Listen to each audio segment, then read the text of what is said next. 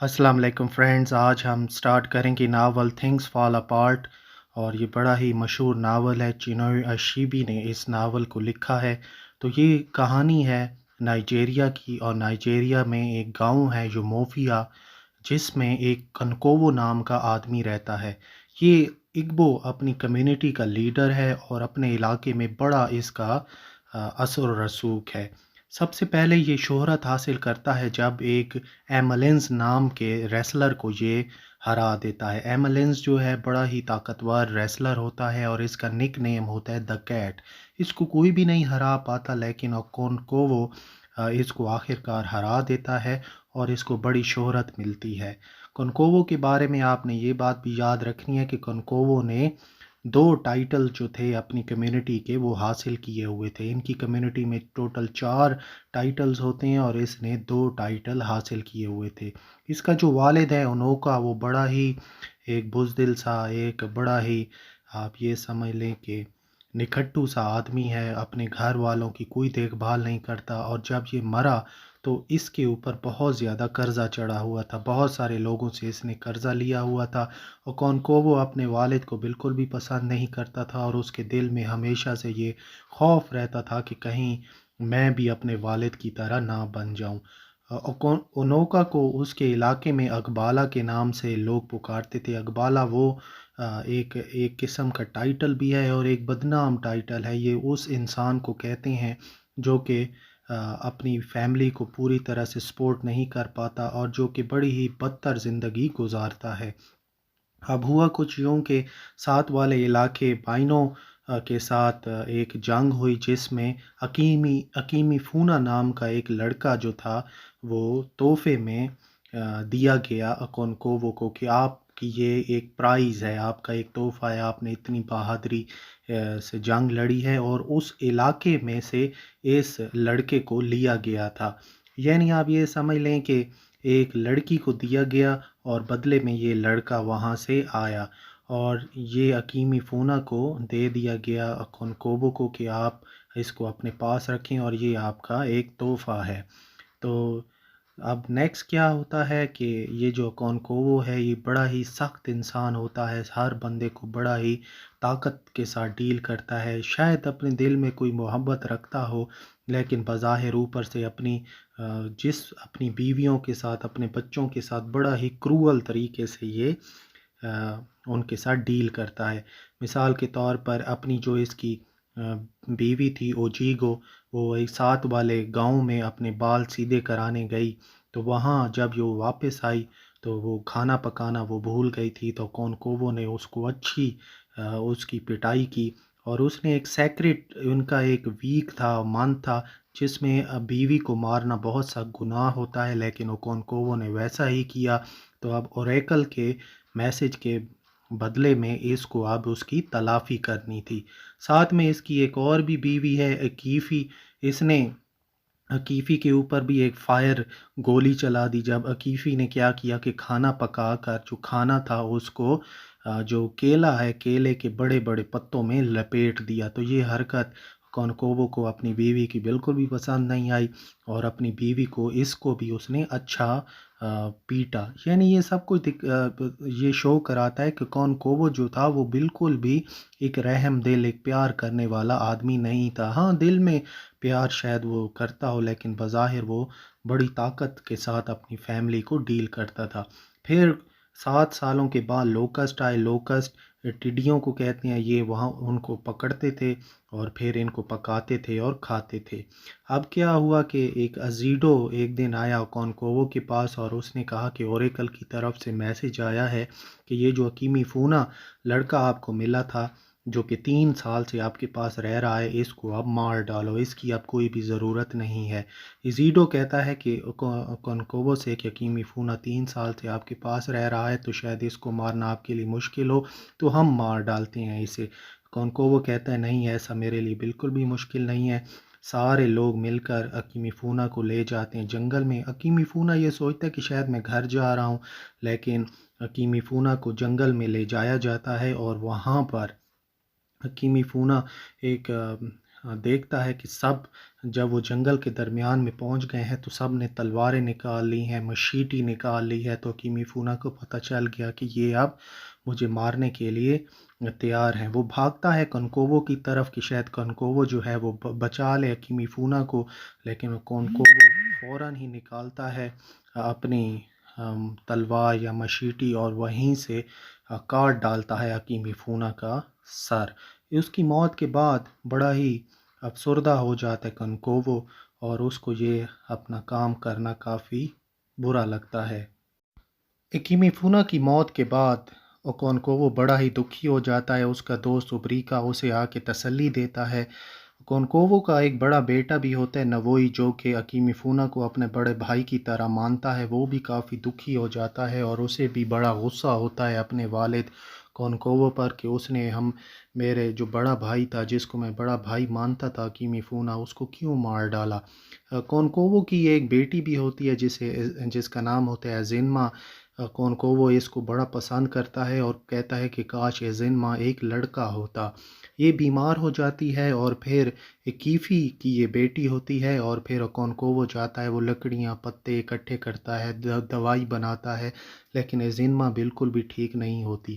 اب ہوتا کیا ہے کہ چیلو جو کہ ایک پریسٹس ہوتی ہے، جس طرح ایک فیمیل پادری ہوتا ہے، یہ پادری ہوتی ہے اقبالہ کی، یہ آتی ہے ایک رات کونکوو کے گھر اور ازینما جو کہ بیمار ہوتی ہے اس کو اٹھا کر لے جاتی ہے، اور ساتھ میں گھر والوں کو کہتی ہے کہ اس کا میرا پیچھا مت کرنا۔ لیکن عکیفی جو کہ ماں ہے ازینما کی، وہ پیچھا کرتی ہے چیلو کا۔ چیلو جو ہے ازینما کو 9 گاؤں میں گھماتی ہے اور گھما گھما کے وہ لے جاتی ہے اوریکل کے پاس پہاڑوں میں۔ وہاں پر وہ دیکھتی ہے کہ اس نے ازینما کو رکھ دیا ہے اوریکل کے سامنے، اور پیچھے جو ہے عکیفی وہ بھی دیکھ رہی ہے کہ کس طرح سے میری بیٹی اندر غار میں پڑی ہے۔ اسی جگہ پر اوکونکوو بھی آ جاتا ہے اور دونوں دیکھتے ہیں کہ جو پریسٹس تھی اس نے رکھا ہوا ہے ازینما کو غار کے اندر۔ شاید اس نے ٹھیک کرنے کے لیے رکھا ہو، لیکن یہ بات ناول میں نہیں بتائی گئی۔ اب کیا ہوتا ہے کہ جیسے صبح ہوتی ہے تو چیلو ازینما کو اٹھا کر ان کے گھر میں رکھ دیتی ہے کونکوو کی، اور ازینما فوراً ہی کچھ دنوں بعد ٹھیک ہو جاتی ہے۔ اب ازیڈو نام کا جو آدمی تھا جس نے 4 ٹائٹل جیتے ہوئے تھے، اس کی ڈیتھ واقع ہو جاتی ہے۔ ڈیتھ کو سیلیبریٹ کیا جا رہا ہوتا ہے اور فائرنگ ہو رہی ہوتی ہے، جس میں کونکوو جب فائر کرتا ہے تو ازیڈو کا جو بیٹا ہے وہ مر جاتا ہے۔ اب اس پہ جلا وطن ہونا تھا کونکوو پر، لوگ حیران ہو جاتے ہیں کہ یہ اس نے کیا کیا، اس کی گولی سے تو ازیڈو کا بیٹا مارا گیا ہے۔ تو 7 سالوں کے لیے کونکوو کو جلا وطن کر دیا جاتا ہے، اور وہ چلا جاتا ہے اپنے ماموں کے پاس، وہ شندو کے پاس مبنتا میں۔ آپ پیچھے جو ہیں لوگ جو ہیں اس کے گھر کو بھی جلا دیتے ہیں، مویشیوں کو بھی جلا دیتے ہیں، اور اس کی ساری فصلوں کو بھی جلا دیتے ہیں۔ مبنتا میں اوبریکا اس کا جو دوست ہے وہ آتا ہے اس کے پاس وزٹ پر، اس کو تسلی دیتا ہے، اس کو جیمز بیچ کر اس کو منافع دیتا ہے، اور ایک بڑا ہی آپ یہ سمجھ لیں کہ ایک بڑا ہی آنیسٹ فرینڈ ثابت ہوتا ہے کونکوو کا۔ پھر وہ خبر ایک سناتا ہے ابیم گاؤں کی، جہاں پر ایک سفید آدمی، انگریز آدمی سائیکل پہ چڑھ کے آیا، اور لوگوں نے اس کو بڑا ہی سپرٹیشیس سا مانا، اور لوگ اس کے اوپر ٹوٹ پڑے اور اس کو مار ڈالا۔ بعد میں جب انگریزوں کو پتہ چلا، کیونکہ وہ انگریزوں کا ہی آدمی تھا، کہ تو انگریز آئے، ان کے پاس بندوقیں تھیں، اور پورے ابیم گاؤں کو انہوں نے مار ڈالا صرف اس ایک انگریز کو مارنے کی وجہ سے۔ اب 6 مشنریز، یہ وہ مشنریز ہوتے ہیں جو کہ کرسچینٹی کا میسج جو ہے دنیا میں پھیلاتے ہیں، یہ آتے ہیں مبنٹا میں، اور وہاں پر لوگوں کو کہتے ہیں کہ آپ جو اتنے خداؤں کی عبادت کرتے ہیں ان کو چھوڑ دیں، اور ایک اللہ آلمائٹی یعنی گاڈ آلمائٹی یا اللہ آلمائٹی کو ہی آپ ورشپ کریں، اسی کی ہی عبادت کریں۔ تو کنکوو جو ہے اس کو بالکل ہی نان سینس کہتا ہے کہ یہ کیا بات آپ کرتے ہیں کہ ہم کرسچینٹی کو نہیں مانتے، لیکن اس کا جو بیٹا ہے نووئی، وہ بڑا کیپٹیویٹ ہو جاتا ہے، بڑا ہی انٹرسٹ لینا شروع کر دیتا ہے کرسچینٹی میں، اور وہ اپنا نام بھی بدل لیتا ہے اور اپنا نام آئزک رکھ لیتا ہے۔ تو جو ایک طرف تو کنکوو ہے جو کہ इन मिशनरीज़ को टोटली रिजेक्ट कर रहा है, इनको बिल्कुल भी वो नहीं मानता। तो दूसरी तरफ उसका बेटा है जो कि इतनी दिलचस्पी ले रहा है और उसने अपना नाम भी क्रिश्चियनिटी स्कूल में लिखा दिया है और अपना नाम तब्दील करा के आइज़ैक रख लिया है। लोग जो हैं वो मिशनरीज़ को ईवल फॉरेस्ट में जगह देते हैं रहने के लिए, ये सोचते हुए कि ये जो लोग हैं मिशनरीज़ जो कि क्रिश्चियनिटी का मज़हब फैलाने के लिए आए हैं, ये ख़ुद ब खुद ही मर जाएंगे ईवल फॉरेस्ट में। लेकिन कुछ ही दिनों बाद, 1 या 2 महीने बाद, जब लोग देखते हैं कि इन मिशनरीज़ को तो कुछ भी नहीं हुआ और ईवल फॉरेस्ट ने भी इनको कुछ नहीं कहा, तो वो ये सोचने लगे कि इनके पास शायद कोई सुपर नेचुरल ताकत है या कोई आसमानी ताकत है इनके पास। ये जो मिशनरीज़ थे इन्होंने स्कूल खोल लिया यूमोफिया के अंदर और नवोई उस स्कूल को अटेंड करता था। अब ओकोंकोवो का जो एग्ज़ाइल था, 7 साल जो थे वो ख़त्म हो गए। तो जाने से पहले इसने मबंटा का जो इलाका था उसमें शानदार दावत की और शुक्रिया अदा किया कि उन्होंने एग्ज़ाइल में जिला वतनी में मेरी काफ़ी हेल्प की। जब वो वापस आया यूमोफिया में तो हैरान हो गया कि बहुत सारे लोग तो क्रिश्चियन बन चुके थे और लोगों ने जो अपने पहले वाले जो खुदा थे उनको बिल्कुल ही छोड़ दिया था। अब यहाँ पर मिस्टर ब्राउन जो एक वाइट पीपल हैं वो बड़ा रिस्पेक्ट करते हैं इग्बो कल्चर का और वो मिलते हैं कॉनकोवो से और उनको बताते हैं कि आपका जो बेटा है नवोई वो अब आइज़ैक बन चुका है और वो हमारा स्कूल का एक बड़ा ही शानदार स्टूडेंट है। इस बात पर कॉनकोवो बड़ा गुस्सा होता है और कहता है कि मेरा कोई ताल्लुक़ भी नहीं है अपने बेटे नवोई के साथ। मुझे ये अंदाज़ा नहीं था कि वो इतना बुज़दिल साबित होगा कि मेरा जो बेटा है ये भी बिल्कुल मेरे बाप ओनोका की तरह ही बुज़दिल सा निकला है। अब मिस्टर ब्राउन जो हैं वो बीमार हो जाते हैं और उनकी जगह जो रेवरेंड स्मिथ हैं वो आ जाते हैं। स्मिथ जो हैं बड़े ही स्ट्रिक्ट बंदे हैं, बड़े ही सख्ती से पेश आने वाले बंदे हैं। मिस्टर ब्राउन जो थे वो काफ़ी नरम इंसान थे, लोगों की रिस्पेक्ट किया करते थे, लेकिन रेवरेंड स्मिथ बिल्कुल ही ओपोजिट हैं। अब होता क्या है कि एक इनोक नाम का आदमी एक विग्वो का मास्क उतार लेता है। एक विग्वो एक पूरा 9 लीडर्स का एक एक ग्रुप होता है और जब यही ग्रुप फैसला करता है, जैसे एक पंचायत हो गया, जिरगा हो गया उस इलाके का, तो अब ये होता क्या था कि एक विग्वो जो है वो जब भी फैसला करने बैठते थे तो वो अपने चेहरे पर मास्क पहन के रखते थे और इनका मास्क उतारना बड़ा ही बहुत बड़ा गुनाह समझा जाता था। इनोक जो है वो क्या करता है कि एक विग्वो का जाके मास्क उतार देता है।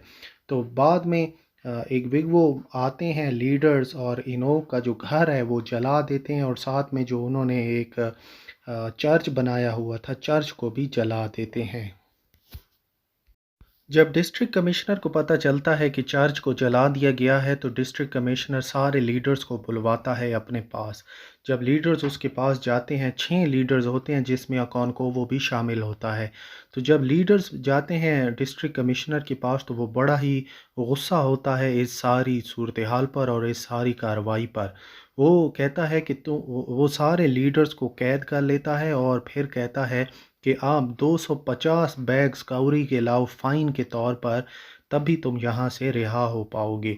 और जब 250 बैग्स काउरीज़ के लाए जाते हैं उसके बाद डिस्ट्रिक्ट कमिश्नर ये हुक्म देता है कि ये जितने भी लीडर्स यहाँ पर आए हैं इन सब को गंजा कर दो, इनके सर के ऊपर के सज़ा के तौर पर इनके सर के जो बाल हैं वो काट दो। अब बिल्कुल वैसा ही होता है, 250 बैग्स काउरीज़ के भी जुर्माने के तौर पर उन लीडर्स को अदा करने होते हैं, जिनमें कनकोवो भी शामिल था और उनके सर सर से बाल भी काट लिए जाते हैं। ये जो लीडर्स थे ये बड़े ही शर्मिंदा होकर अपने सर लटका कर वापस आ रहे होते हैं। अभी कुछ ही देर गुज़रती है कि इन सारे जो लीडर्स थे इनकी आपस में मीटिंग हो रही होती है कि वहाँ पर 5 कोर्ट के मैसेंजर्स आ जाते हैं और कहते हैं कि इस मीटिंग को फ़ौरन से फ़ौरन ख़त्म करो। कॉनकोवो जो था वो क्या करता है, इन पाँचों में से एक को पकड़ लेता है और फ़ौरन ही उसका सर काट डालता है। ये सोचता है कि जो मेरे साथ जो दूसरे लीडर्स हैं वो भी ऐसा ही करेंगे और वो भी इनको मारेंगे, वो भी मेरा साथ देंगे, वो भी इनके ख़िलाफ़ लड़ेंगे। लेकिन जो दूसरे थे क्लैंसमैन वो वहीं खड़े रहते हैं, वो कुछ भी नहीं करते और सिर्फ़ कनकोवो ही वो वाहिद होता है जो उनमें से एक को पकड़ कर मार डालता है। अब कमिश्नर को पता चलता है اور کہ کنکوو نے اس طرح سے کیا ہے، تو ڈسٹرکٹ کمشنر وہاں پر آتا ہے اور وہ جاتا ہے کنکوو کے گھر پر۔ کنکوو کے گھر پہ جیسے ہی پہنچتے ہیں تو ابریکا اور ڈسٹرکٹ کمشنر اور دوسرے جو لوگ تھے وہ یہ دیکھتے ہیں کہ کنکوو نے پھانسی لگا لی ہے اپنے آپ کو۔ پھانسی اس لیے وہ لگا لیتا ہے کیونکہ وہ بڑا ہی مایوس ہوتا ہے دوسرے لیڈر سے کہ وہ کس طرح سے ہار مان گئے ہیں، کسی کے اندر لڑنے کی ہمت ہے نہیں، اور وہ جان لیتا ہے کہ میرے ساتھ اب بہت ہی برا ہونے والا ہے، تو وہاں وہ اپنے آپ کو پھانسی لگا لیتا ہے۔ اوبریکا ڈسٹرکٹ کمشنر کو لے کے جاتا ہے اس کی باڈی کے پاس۔ ڈسٹرکٹ کمشنر جو ہے وہ وہاں پر یہ سوچتا ہے کہ میں اس لیڈر کے بارے میں، کنکوو کے بارے میں ایک کتاب لکھوں گا، بلکہ کتاب کے اندر ایک چیپٹر لکھوں گا، یا چیپٹر نہ ہوا تو ایک پیراگراف بھی، ایک پیراگراف میں ضرور لکھوں گا۔ اور اس نے ابھی سے اس کتاب کا نام بھی سوچ لیا تھا۔ اس کتاب کا نام تھا the pacification of the primitive tribes of lower Niger. تو یہاں یہ سٹوری ختم ہوتی ہے اور یہ سب کچھ شو کراتی ہے کہ کس طرح سے کونکوبو اور اس کا قبیلہ بڑی ہی پرسکون زندگی گزار رہے تھے، کہ اچانک کرسچینٹی آئی، اچانک سے امپیریلزم آیا، اچانک سے ماڈرن ٹیکنالوجی، ماڈرنزم آیا، اور کس طرح سے ان کا جو کلچر تھا، ان کا جو اگبو علاقے کا جو کلچر تھا، وہ کس طرح سے تباہ ہو گیا۔